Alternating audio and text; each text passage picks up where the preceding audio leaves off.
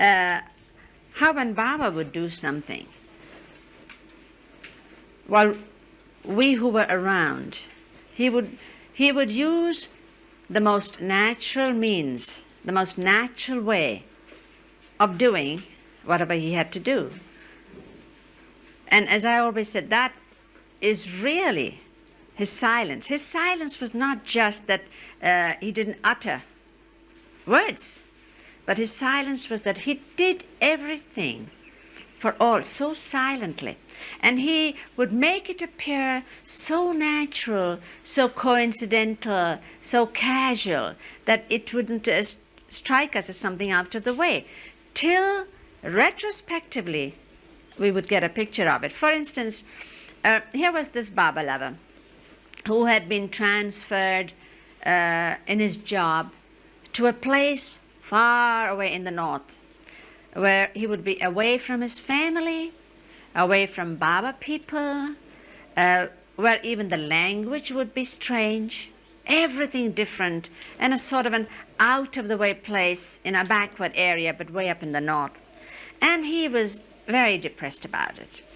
And still he went. And when he was there, he was feeling very low, because he was not only missing his family and Baba people, and he kept remembering Baba, but it wasn't the same thing. And he wondered would his family write, would he receive any letters. It just felt completely cut off. That's the kind of place it was. Then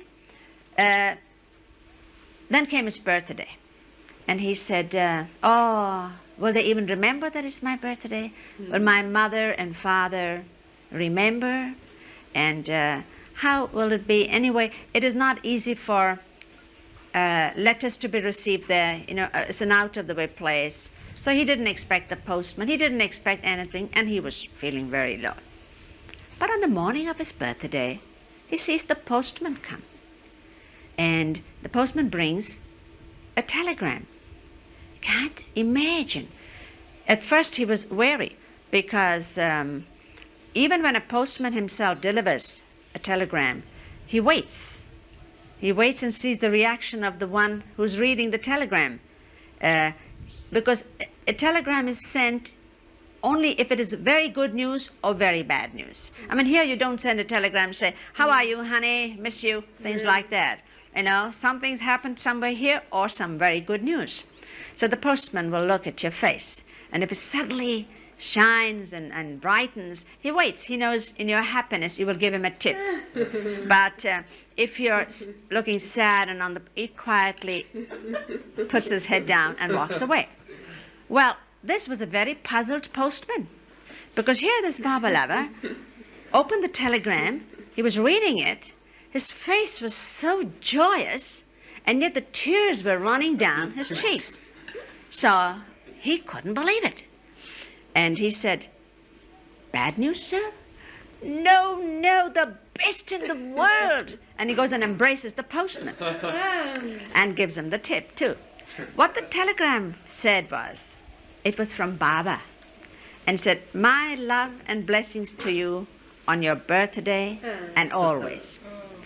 Now, there is this part of the story we hear from the man himself when he came in 1969 to Guru Prasad, and he said, may I please get up and say something? And we said, sure, it is between you all and Baba. Each one do your own way. So he got up and said, and he spoke about Baba's love. He said, Baba's love even surpassed the love of a mother and father, a sister and brother, a friend, because he was all of it in one. And then he told this story. Now, this is the other side.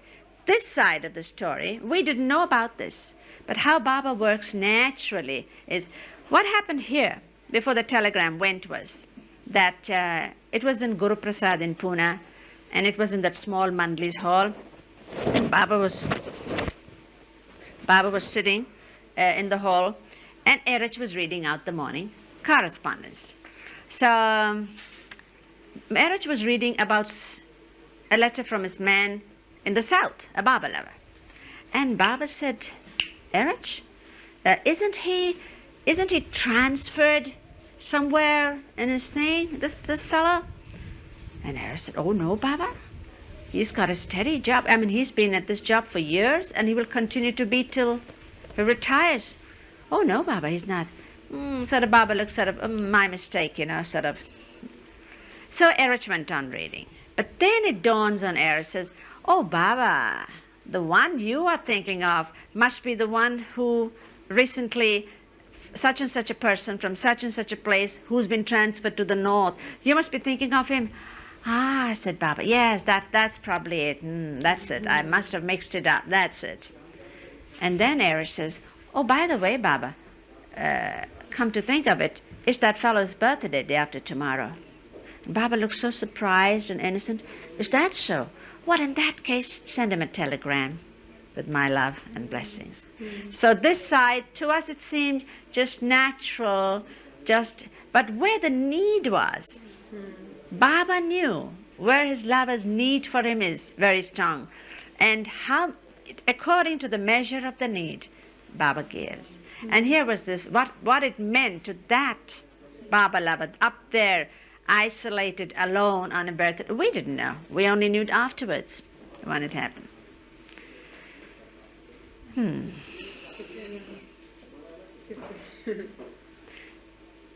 I think there's that other story, but I told it. On videotape? You told I don't know. So many of them come, pointing these guns at us. One is a videotape, and one is a tape recorder, and one is a camera. So I don't know what we've said.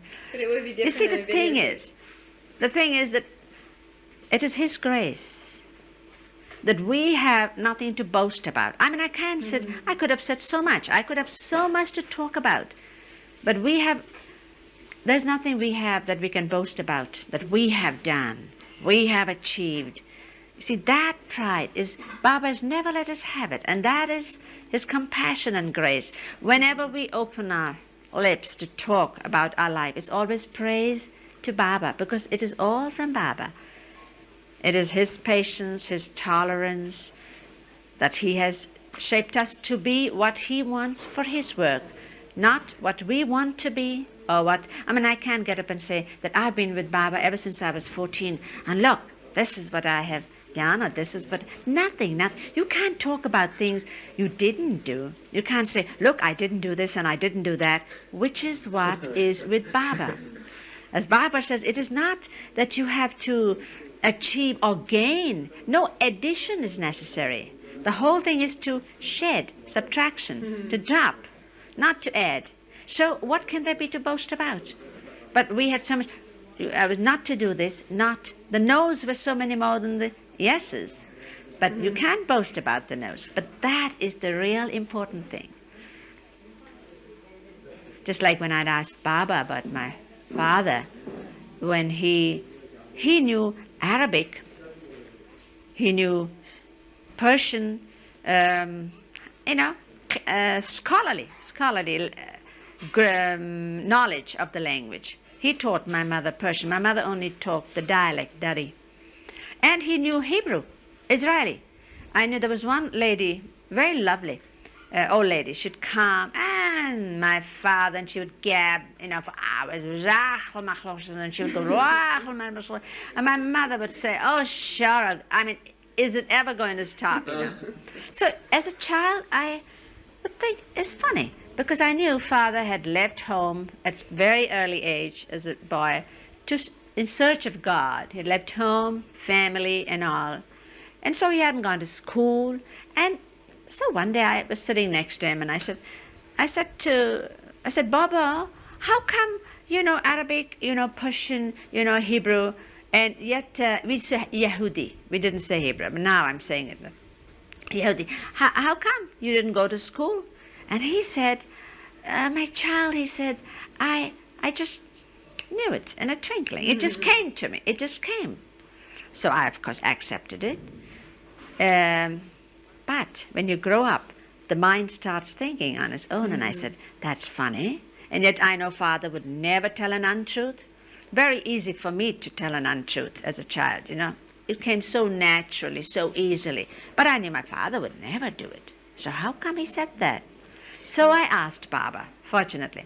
So I said, Baba, Bobo used to say, when I asked him, he said such and such. How can that be? And Baba said, sort of, what is there to be surprised about? He said, it happens rarely. But I said, in an instant, all the three languages? And he said, because it is already in one. It is already there. When it's there, but in the next, it's covered. I mean, you may know English in this life, but in the next life you may be talking Marathi and may not know a word of English. But it's there. Your knowledge does not go anywhere. Like sound does not go anywhere. Thoughts do not go anywhere. They don't just disappear. That is why one has to be so responsible in what you think, what you say, because it just doesn't disappear. It has to be worn out. You have to go through it. So Baba said, how long does it take for a cover to be removed, a veil? Like that. It's there. So it came. It's given. It rarely happens, but it's nothing to be surprised about. It's not a miracle. It's not a phenomenon. So Baba would explain so simply, so beautifully, that there was no thing. Like talking about shedding, and I always think of an onion, layer upon layer, how this has to be removed. And I remember Baba would say, he would sometimes talk of Ayaz. Ayaz was a great lover of God. I mean, he was a slave of a perfect master of those times. Don't ask me for details. I may be saying it wrong. Erich knows. Anyway, Ayaz is an exemplary lover in obedience of the master. Such perfect obedience. There are many stories of Ayaz. And now, Ayaz is the name of the lover who obeys so beautifully. Piyaz in Indian language means onion. And when you cut an onion, it makes you cry. So Baba would tell us, don't be like Piyaz, all of you. Be like Ayaz. Don't make me cry. Don't be like onions, difficult to mold but be like Ayaz. Mommy, you were asking about what period we'd like to hear about. One thing that always comes to my mind is his Baba's birthday on 37, because I've seen that film and it's so beautiful. The Nasik film. Yeah, I wasn't there. You weren't there. Well, how old were you? Why weren't? No, we were with Baba in Meherabad. We were living a very cloistered, secluded life on Meherabad Hill.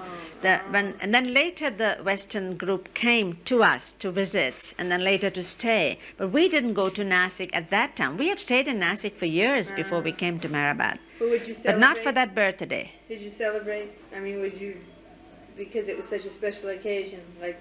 We always celebrated Baba's birthday in en famille, and sometimes when Baba allowed a gathering of his lovers. They came from Pune. We remember in the old days in Meherabad, and it used to be so cold. I used to come over for my holidays. And in those days, 25th February used to be really cold. And all the Parsi group and all who would come early in the morning before we'd get up and in the dark, and then they would put the chalk patterns and the flowers and the things. Oh yes, it used to be pretty cold in February. Now it's not so much. So Nasik birthday, the person to ask is Rana. We went there. She was there. She was Oh yes, yes. Before they came. I mean, that was the first thing. The Nasik period is the Westerners. We never saw the retreat or the house they lived in. No. It's so beautiful then. I mean, yes. But we have been in Nasik for years with Baba. Before that? Before that. Is that like the bus? Actually, when I joined Baba in 1932, when I was not quite 14, it was in Nasik. And they'd already been living there for some time. From Nasik is the first time when Baba went to the West. 1931, we were in Nasik. Nice place.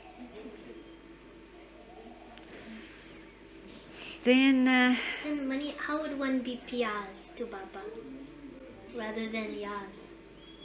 How would one be onions in Well, if we are, not so resilient for him to mold, not so obedient, not so sensitive to his pleasure, that you see, just what would Baba like? What would Baba not like? This Baba would not like. This Baba would like. And then comes a time when before you do it, you're sensitive, receptive to what his pleasure would be. But in the beginning, when you do it, and then you find out, because you have displeased Baba, and you know that you see his displeasure, and there's nothing worse than that. For us, his pleasure, his displeasure, to be with him, that's all that was our world. We didn't want anything. We didn't want God realization, or we didn't ask, or we didn't even think of it. We didn't want to be anything. We simply hoped he wouldn't send us away, that we would be where he was. And times when you had displeased him, even though he forgave at the end of it, that was hell.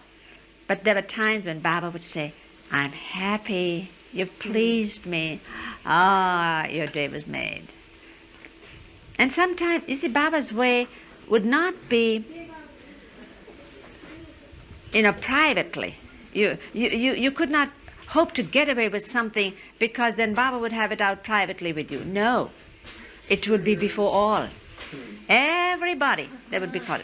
How often this word has rung in our ears. Baba's come, everybody, Baba wants everybody. So everybody means immediate.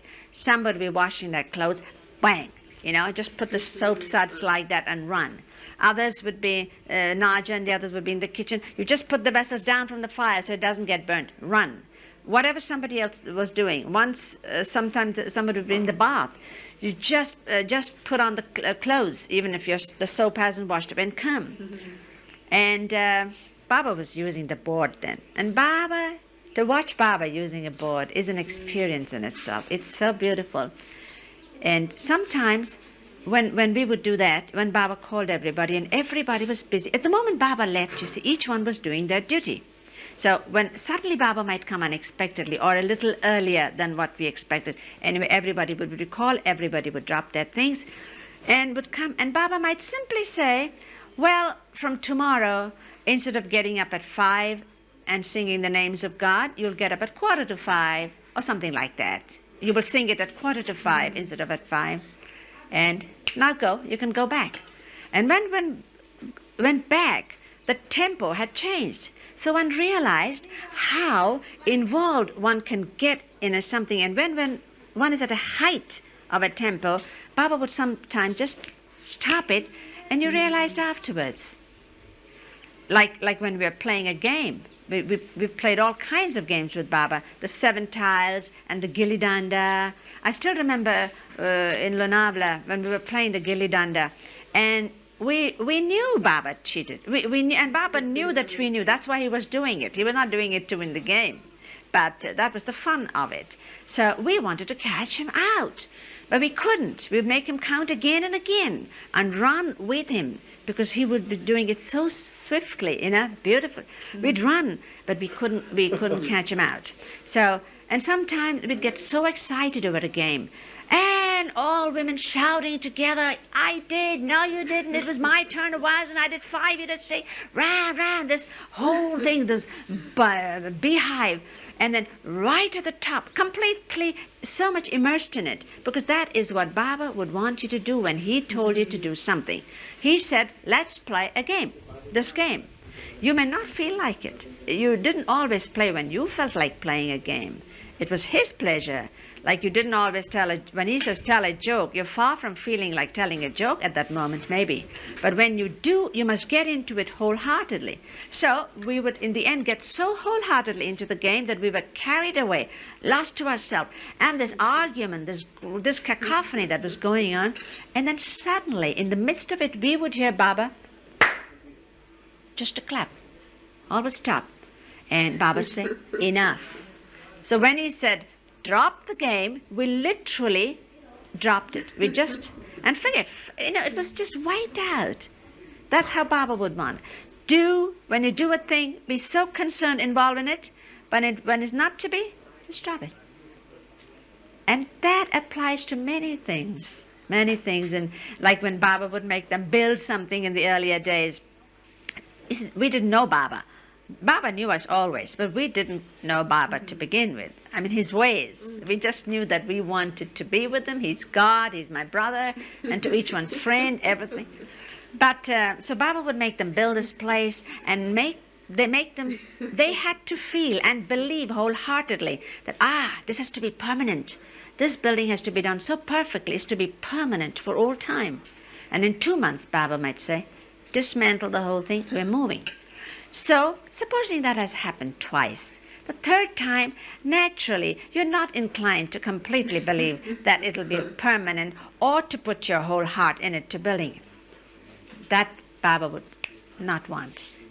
Whatever work he was doing through it, you had to wholeheartedly, when Baba said, you have to wholeheartedly believe that this is going to be permanent. When I say build it as though it is to be permanent. That's one thing. That's quite separate from the time when I say, it's finished, break it. It's. So that's how we would do.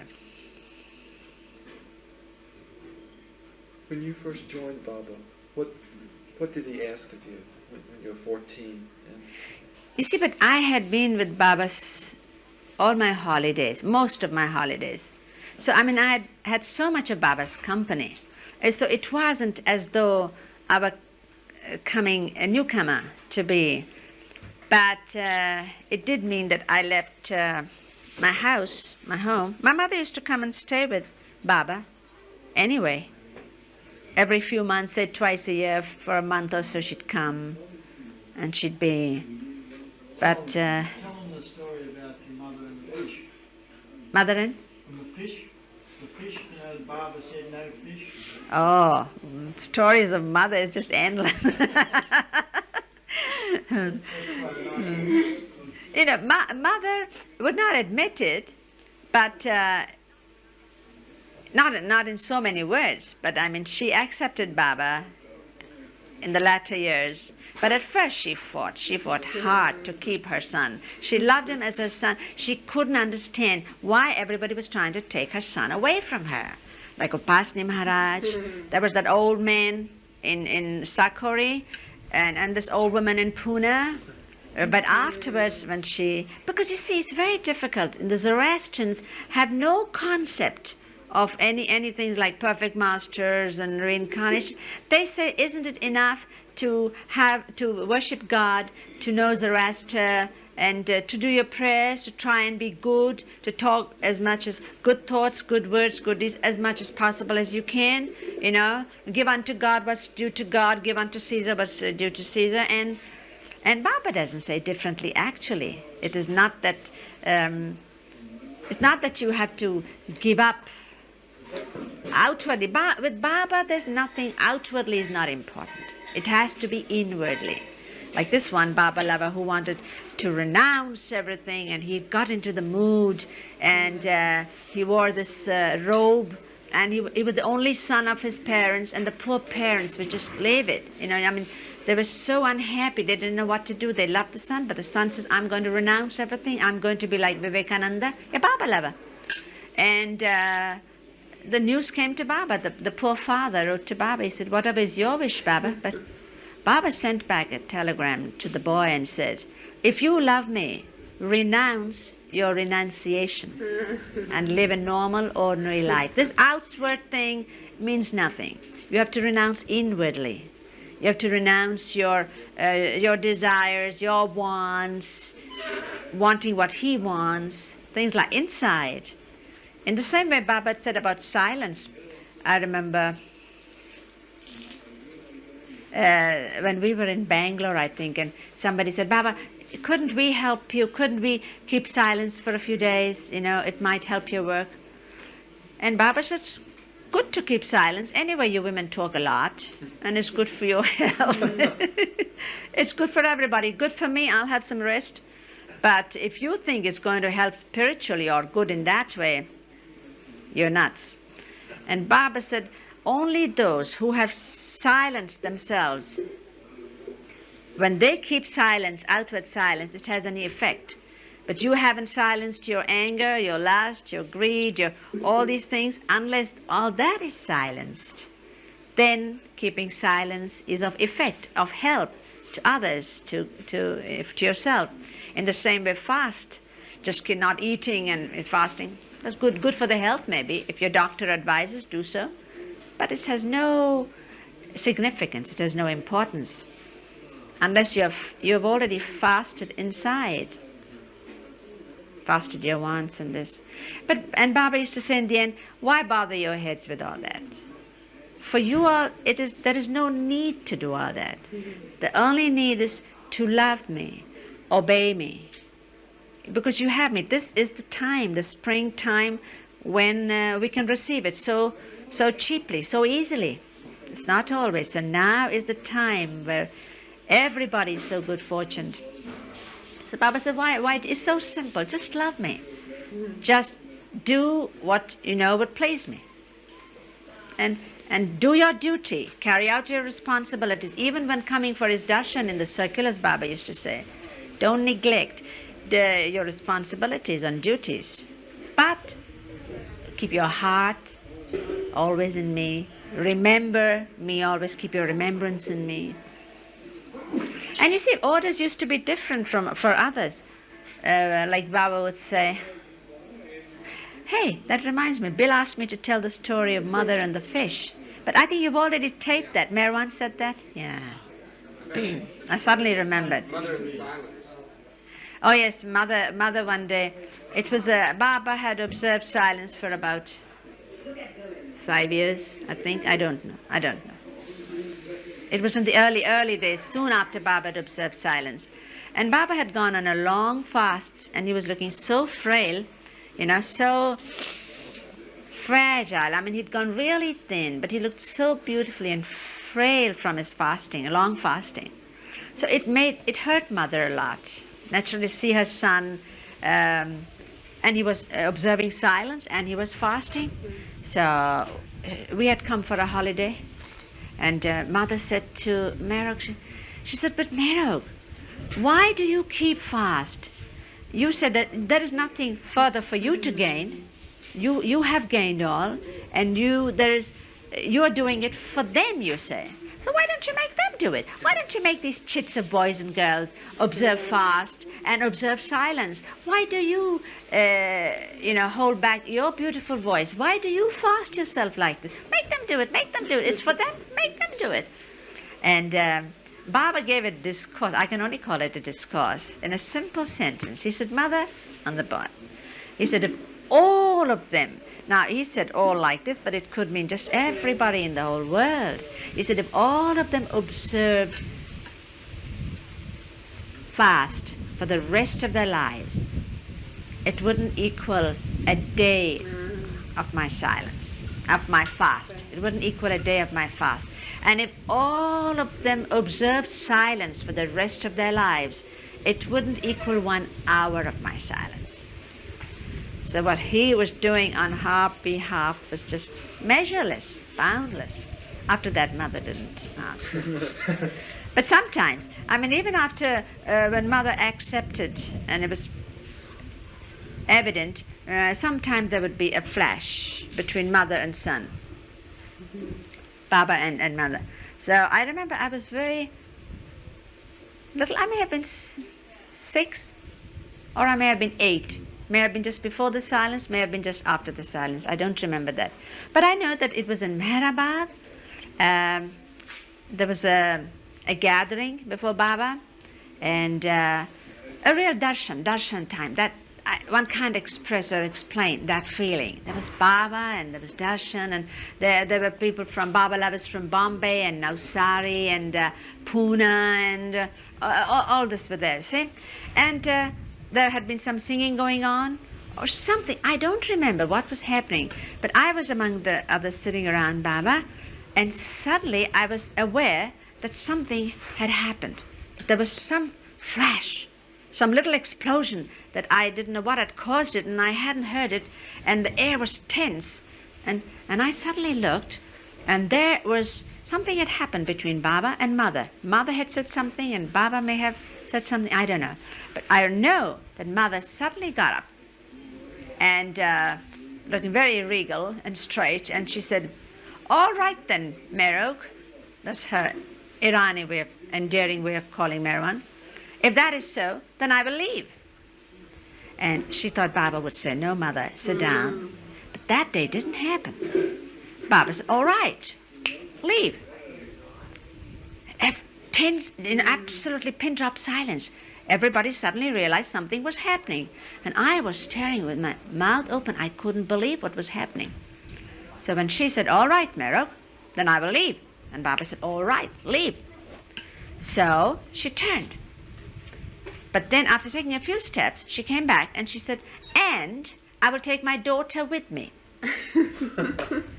And I couldn't believe what was happening. And Baba said, all right, take your daughter with you. And I said, oh my God, my world just came crumbling down. I loved Mother, but I didn't want to leave Baba. And this has happened between Baba and Mother, but then I didn't follow her. I turned and looked at Baba. Had Baba said, don't go, I wouldn't have gone. Baba said, what are you standing there looking? Go. I couldn't believe it. I turned and followed Mother. So Mother walked, she was going to the station. Leaving means leaving for Pune. Now from Meherabad, leaving means you have to walk those 6 miles to the station. And there was Mother and there was little me, and I kept following Mother, and Mother, was angry, and she just kept walking. And I kept grumbling and mumbling and said, why did you do that? And why did we have to do that? And it could have been explained, and Mother, we've only just come around, just went on and on and on. And Mother didn't say a word. She just kept walking. And for me, it was the end of the world. And as my feet were led as I walked, we're just away from Baba, every step away from Baba, and this thing had happened. Then we walked and walked and walked. At last, there was this big shady tree, and Mother sat under the tree.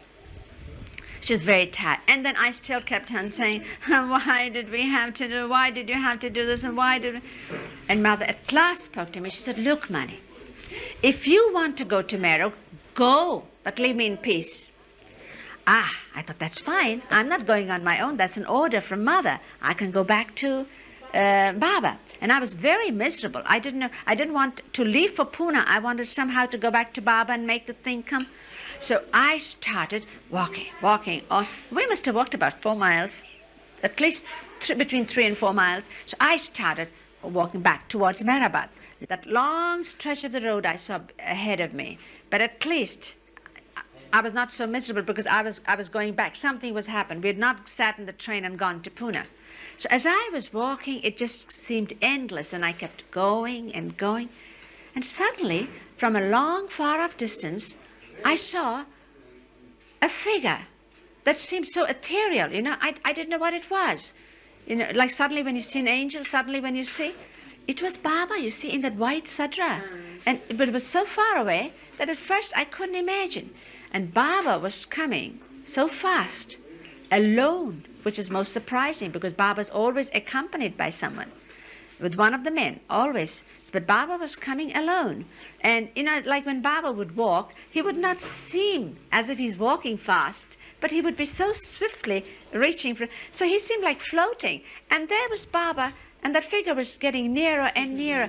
Once I saw it was Baba, I started running, just ran, and just, clung to him, and he bowed down, and he wiped my tears, and he said, why all this, Be happy. Come on now, let me see you smile. Like anyone would, a brother would.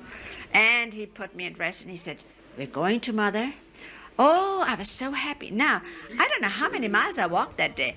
First with Mother, back by myself, and then with Baba. So I caught hold of his little finger, I still remember. And I had to take many steps to keep up with his steps, you see. So all the time, although I was holding his finger, and going back to where Mother was, some miles away, my feet were on clouds. It was so light. I was so happy. My world had all come together again. It was such a beautiful feeling. And in order to keep up with Baba, I had all the time to look down, to see that I kept. And all the time I saw Baba's feet. And his feet were so beautiful, so slender. And there he had on his feet those heavy, patched and repatched and thrice patched sandals that you see in the museum now with the Kamli coat. And yet he walked so lightly with those coarse, heavy sandals on. So all the time, I kept looking at his feet, to keep in step with him, till we got to Mother. Then I don't know what Baba did. In a second, everything was over.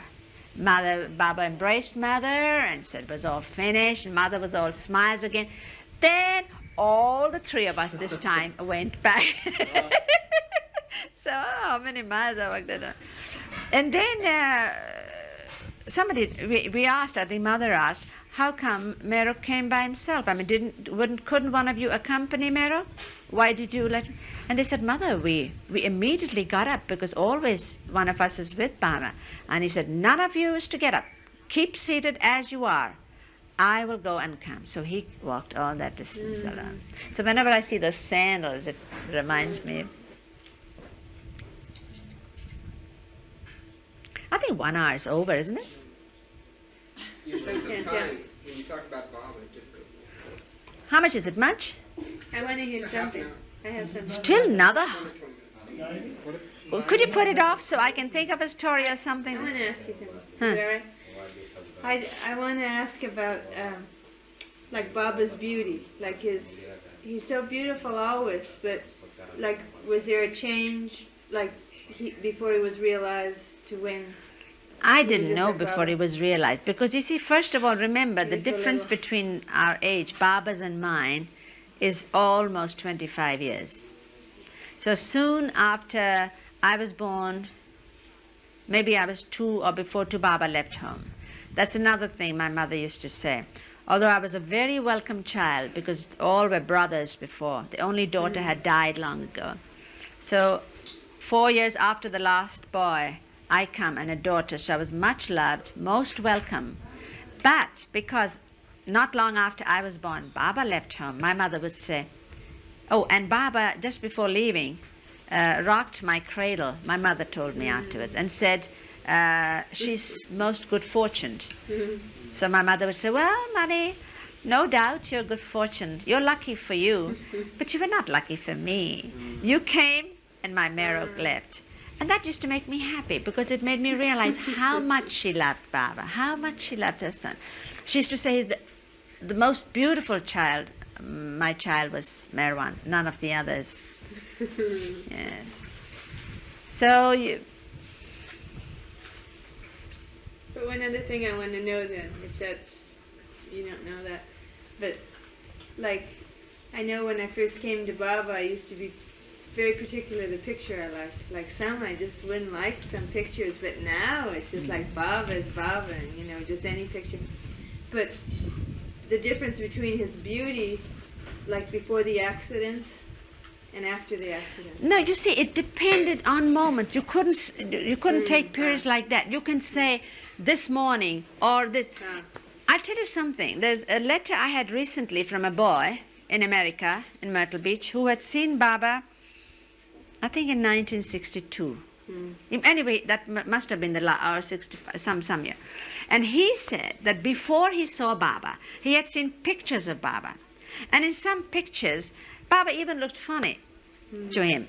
And he said, it wasn't so impressive with Baba's pictures, but still he felt something of Baba, so he went to see him. He said, when I saw Baba, and that's 62, mind you, so it's long after the accident when Baba wasn't supposed to be looking. So he said, when I saw Baba, when I cast a glance on Baba's physical form, he said he was so beautiful.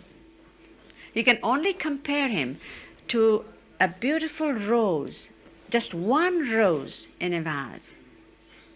And that's exactly how it was. Even now, when I see sometimes the pictures, how can one explain that?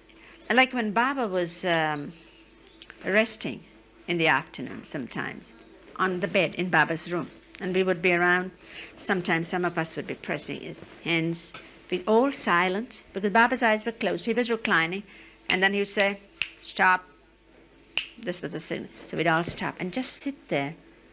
And I tell you, I'd feel waves coming from Baba, just like when you're by the ocean and your eyes are closed, you're not seeing it, but you're feeling that breath of the ocean, the coolness, the scent. In that way, there were waves of purity coming from Baba.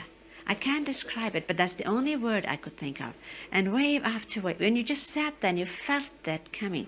And I would think, God is not only supreme love, He's supreme purity. So you see, Baba, it's almost as if Baba were taken off guard. And yet also when at times Baba would seem very big, and Baba at times would look so small, so frail. When I think back and say Baba at such and such a day and such an occasion happening in Guru Prasad, I might picture Baba's very big. And yet I think of the time when Baba was sitting on his bed at such and such a time when he called us. And that picture of Baba in my mind is very frail, very tender, very... You see, when someone described him as the rose, he's the rose and the sun, both, when Baba. Talking of big, you know the story of the tailor who saw Baba. You see, Baba was giving darshan in Guru Prasad. And among them, there would be every caste, every nationality, every religion, every vocation. There'd be doctors and businessmen and lawyers and bankers and tailors and cobblers, just everybody. Among them, this one time, was this tailor who had come for the first time because his friends said we're going, so he came along. He saw Baba and he just melted. He just was completely convinced. So after that, he didn't want to go. He came round to where Erich was sitting on the veranda side, and he said, look, I'm a tailor. I'm a tailor of good repute. You must have heard my name. And Erich said, yeah, we've heard your name. That's right. He said, all I want in this life now, that all the sewing, the stitching that I have done, the only purpose of it would be for what I want to do now. I want to make a coat for Baba. I want to stitch something. Just a coat for God. Please allow me to stitch it. And Eric said, sure. All right, well, you can do. And he said, what color? What color do you want? And I think Baba was asked, and Baba said, all right. Somebody went in and asked Kavera or somebody. So he was told to, all right, permission given, go and stitch a coat. And he said he knows the material, he will do everything. But then Erich said, what about the measurement? Won't you want to take measurements? Measurement, he said. Sort of as if he was insulting this. He said, I give one glance at a person and I know their measurement. I will make the coat. So he went, and day and night he just sat and stitched that coat for Baba. And as soon as it was ready, he came, 2 days, and he said to Erich, this is it. Erich said, leave it. I can only have Baba put it on when. Yes. So you come tomorrow at such and such a time. The tailor went. Next morning, the coat was given to Mera. Mera had Baba put on the coat. And poor Baba, it was so big for him. He was looking, see, the shoulders were here. The sleeves were here, and he kept flapping them like the film of Seven Dwarfs where Dopey does there. The coat should be here. It was up to his knees. The pockets, he had to bend down to put his hand in his pockets. And the twinkle in his eye sort of, look what I have to do for love's sake, for my lover's sake. You see, I even have to go through that, sort of, that twinkle in his eye. And you really wanted to laugh, and we giggled, we couldn't believe it. And Baba said, see, the coat's for me. So anyway, that was taken, and Baba went over to the men's side. And Erich kept saying, I can't believe it. He's really, Baba, a well-known tailor. Everybody says he's a good tailor. He's a good gents tailor. So Baba says, look, this is it. So anyway, when he came the next day, so he said, was it good? Was the... And Erich said, yes, it, it was too small. It was a bit too snug. Erich said, hey, wait a minute. This coat was so big on Baba that, and you talk of snugness, that the sleeve came up till here, the shoulder came up till here, and the tailor couldn't believe it. So he was taken to Baba next day to see Baba. And afterwards, when he came out, he said, I can't believe it. When I saw Baba the first time, he looked so big that is the measure I went by. And then when he saw Baba the next time, then he went and made the right size. Can you tell that story, how when you said Baba was resting, how you were reading that story to him and he said, go ahead, I hear. Yes. Tell me. That was a few days before Baba dropped his body. And you see, Baba would be so well one day, and then the next day you would think, oh, Baba's ill and we must be very careful. And the third day, Baba's on the way up now again, he's so well. And at those times, also I must let you know that Baba was either very heavy or very light, physically.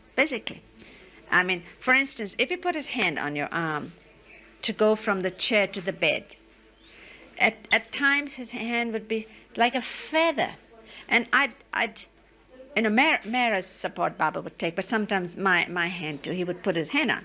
So it would be so light, so I'd keep doing this. And I'd say, it's all right, Baba, put your weight on. I was wondering why Baba is not putting his weight. So, and he wouldn't say anything. It would just go on being light. The next day, the same thing would be happening, same occasion, and Baba would just put his hand there, and I'd do all I can to keep it up. It would seem so heavy. It would not be heavy. It would seem so heavy, you see. Like the mandali say when they were lifting Baba in the lift chair, going from here to there. 4 of them on 4 sides would be carrying the lift chair handle. And suddenly in the midst, they would just bend down and save the chair from falling. It had suddenly gone so heavy. And Baba explained. He said, that is the weight of my work. It depends on that. So... So we were in the bedroom, because bedroom was not just for sleeping. Baba would sit on the bed like this, where that little cushion is, and he would look out through the window. He called it his television here in Meherazad. And washing his face would be done there in the mornings, in the latter years. And lunch, supper, or some meal would also be served. So it was also we would all sit together, gather, where I would be reading, somebody would be reading, or that. So anyway,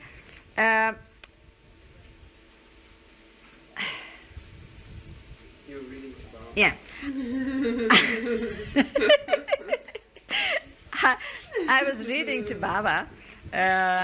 It was a Nero Wolfe book, Rex Stout. And Baba was in the chair, Dr. Harry Kenmore's chair that's over there. So he'd gone from the bed to the chair with Mara's support. And we were all sitting around. And Baba was sitting in the chair, so relaxed, more so than usual. I wouldn't even say withdrawn, but so completely, and his eyes were closed. And I was reading. And everybody was quiet as usual.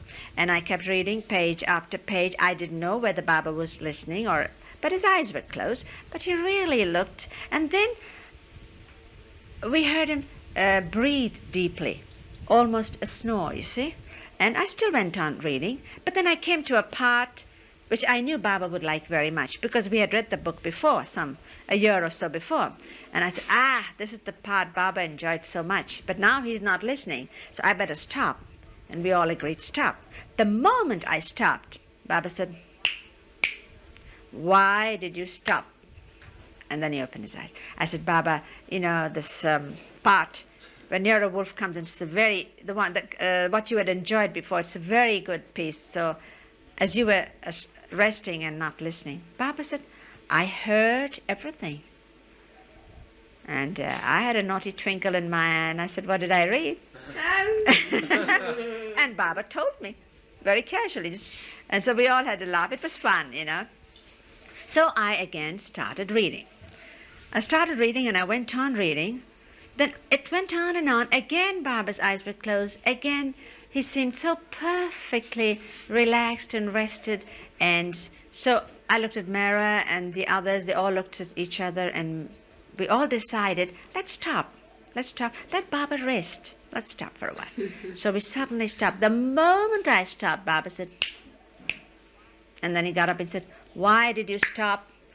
And I said, Baba, Mera said, you were resting, so And Baba said, no. Remember, Baba said, remember, even if my eyes are closed, you go on reading. Now, reading is a sign like this, means reading aloud, uttering, asking, talking is the same side. Go on. But I always hear. I'm always here. And later, it was just a very few days before Baba dropped his body. And later I said, Mara, that was a message for us. That even if you'll think now that Baba's eyes are closed, go on talking, saying, act. He always hears. And he really does. He really does. And if you're not talking too much to yourself, you can hear the answer too. And most probably it will not be the answer you want him to give, but it will be a definite answer.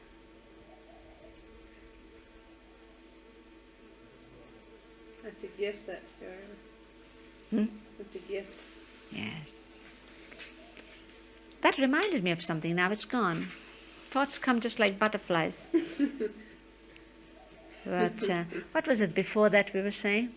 Rick had asked you to tell that story about when you had your chapels on. No, that I've already said on the tape. But what were we talking before this? What was I saying before this? Before this. About the tailor that made the coat Baba look so big. Baba's size, how he looked from day to day. Baba's beauty. Go on.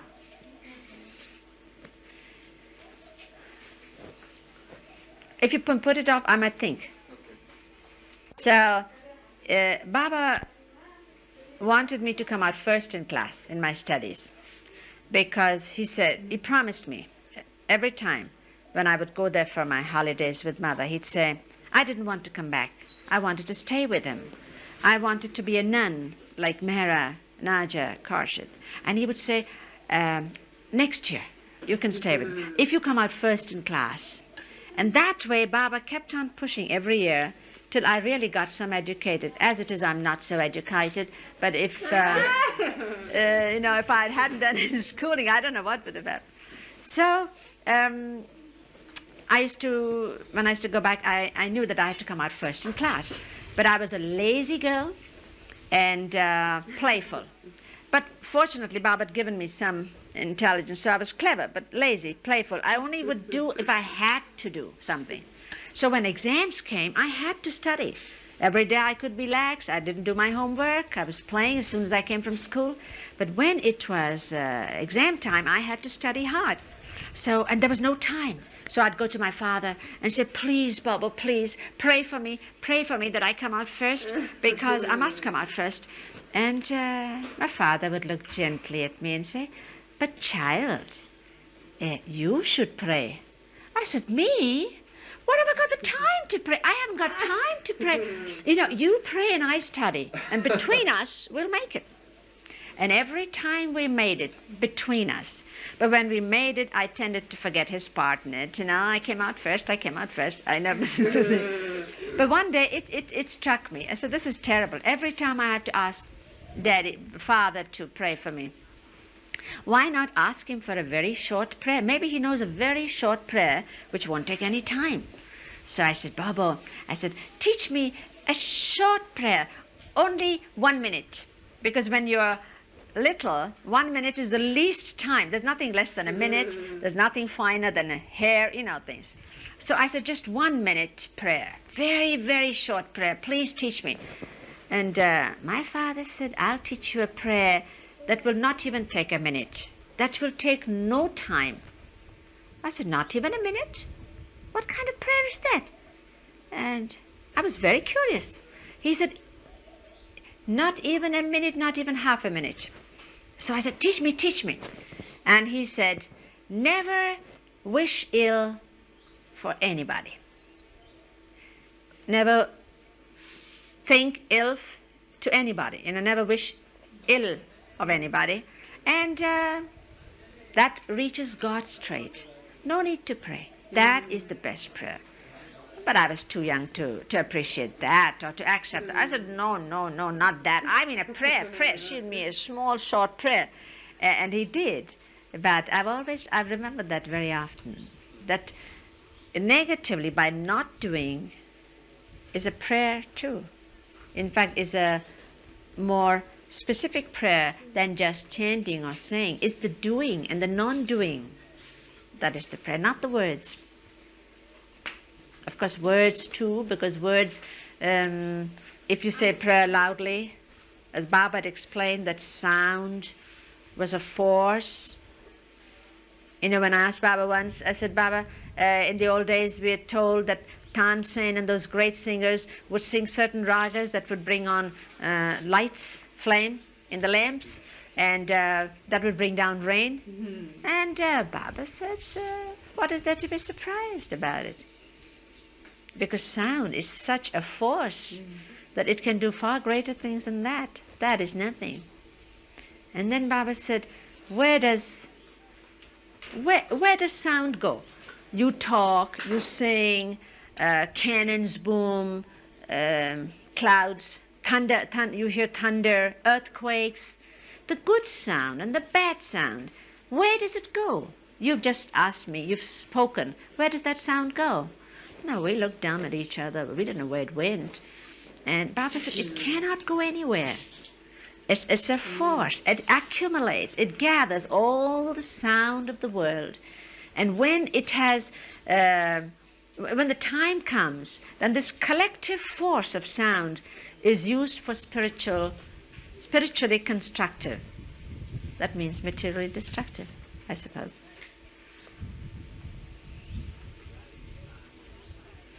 So that is why they say also when a person is pregnant, you know, because sound, even to listen, to read aloud God's words, the good, that's why Baba's prayers, the prayer Baba has given is, even if you feel that it becomes a ritual, you know, the young ones have an idea, but isn't it, supposing you're not feeling like it, you're not in the mood, and you get up and just say the prayer that Baba's given, so it doesn't matter. Say it aloud. Say it together. It's given by God, and it's the sound of prayer is very effective, very good. And Baba used to participate in the prayer that he had made. And Baba used to have such a painful hip at that time, and he would do it both to the men's side, because you see, always they were separate. The men were different, and the women. And Baba would be with them. Baba would be with us. And so when he was with the men mandali, and he would stand up. He would stand up and join hands, even when it was painful for him to stand. He would stand and participate while Erich read out the prayer, and all were standing. And the same thing he did with the women. I would read it out aloud, and all of us, and Baba would be standing. How often Mara would say, but Baba, you know, you can say it, we will stand, so that it, no. And Baba said at that time in 1968, after I dropped my body, Baba had given an order for all to recite the prayer everywhere, wherever his lovers were. It will be of great benefit to all after I drop my body, for the prayer thing he had said.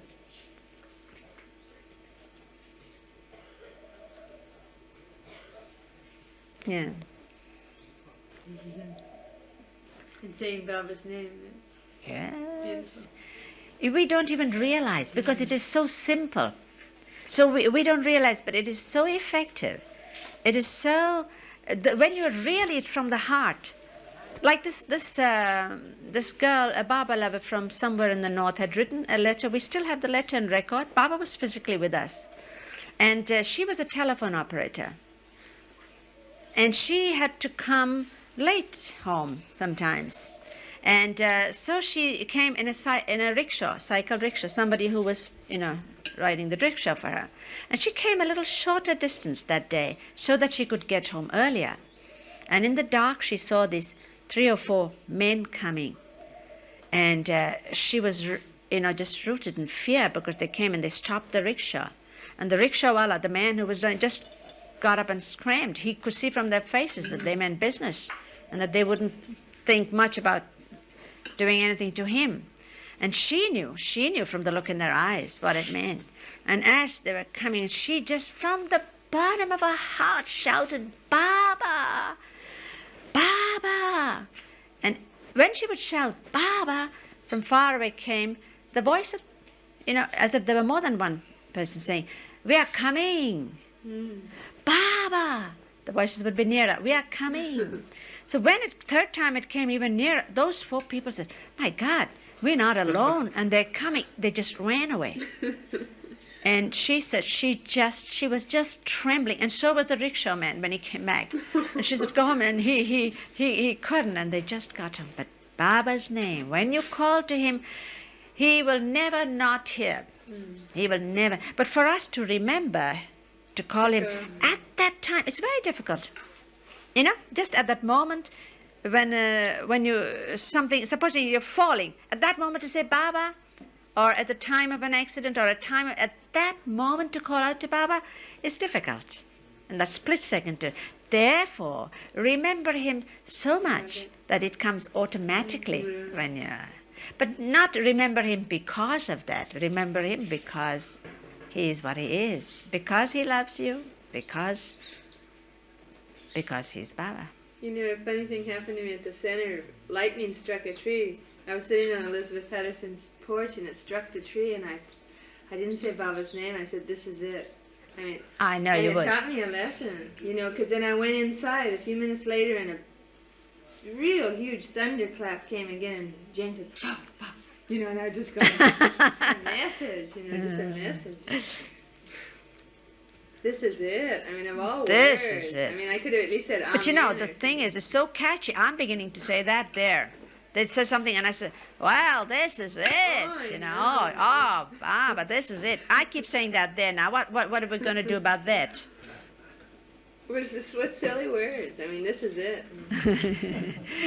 It's catchy, you know. It's really. All right, that's enough. I have something I wanted to do just for 5 minutes. I wanted to take a little bit of tape of you making those shadows on the wall. Oh, that's me. That I don't mind. That's my pigeon, baby. Come. Yeah.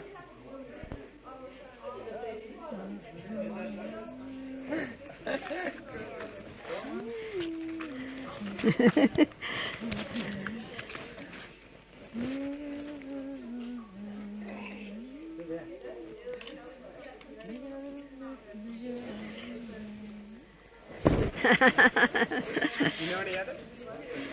Well, I don't know if this. You can see the wing? Yeah, it's a swan. Yeah. Yeah. Isn't that?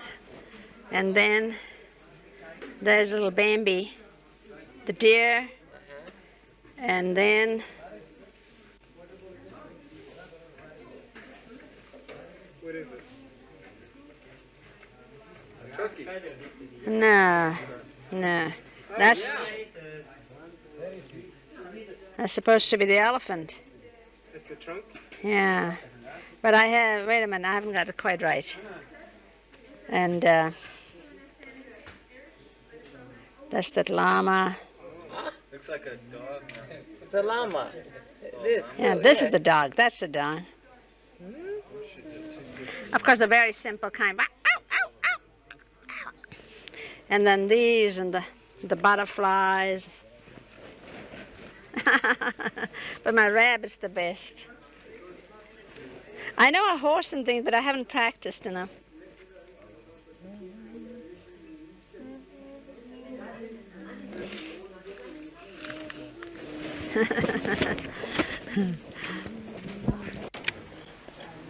I should do a camel. And this also has eyes. A llama. Yeah, that's it. See? A llama. Yeah.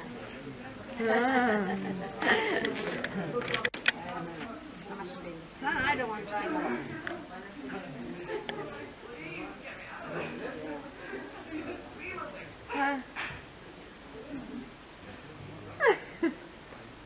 All sorts of designs.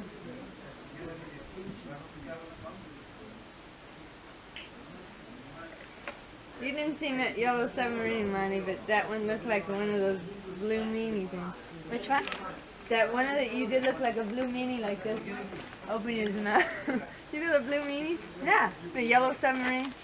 Yeah. The Beatles did a cartoon. Oh, That. that's just like, now I can really relax, you know, and have this beautiful And you oughta. marigolds and You oughta, yeah. Come on now. Such perfect, you know, you have it in the garden. Oh, good. There's no, okay? Yeah.